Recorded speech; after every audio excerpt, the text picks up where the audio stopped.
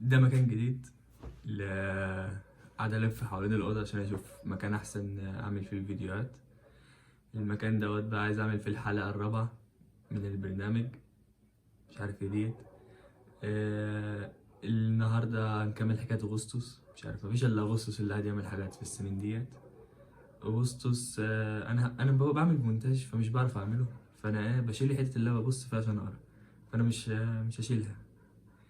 الامبراطوريه الرومانيه، اغسطس ولاده ماتوا، فلما ولاده ماتوا اتبنى تبروس في 26 يونيو. في 26 يونيو بقى تبريوس اتبنى جرمانيكوس عشان يضمن ان السلالة هتستمر. وصدر قانون بيحمي بعتق العبيد عشان ينظم ان العبيد تتحرر. و انا النور ضارب في عيني فانا مش شايف، انا الكلام قدامي وانا مش شايف. أولا العبيد جوليا الكبرى وجوليا الكبرى بنت أغسطس عادت من منفاها من جزيرة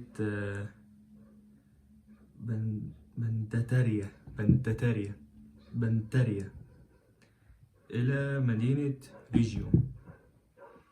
أنا قاعد أعمل أي حاجة، ما حدش يتفرج، بس هي كانت تحت قيود مشددة.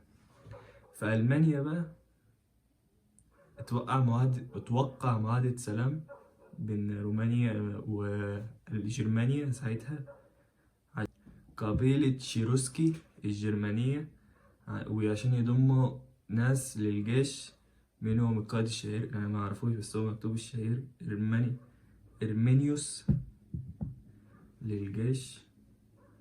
وآسيا كانت فيها بارثيا اللي هي إيران، رئيسها مات، حاجة غريبة متحصلش دلوقتي. وفراتاسيس اللي هو ملك إيران ومراته موزة اتقتلوا.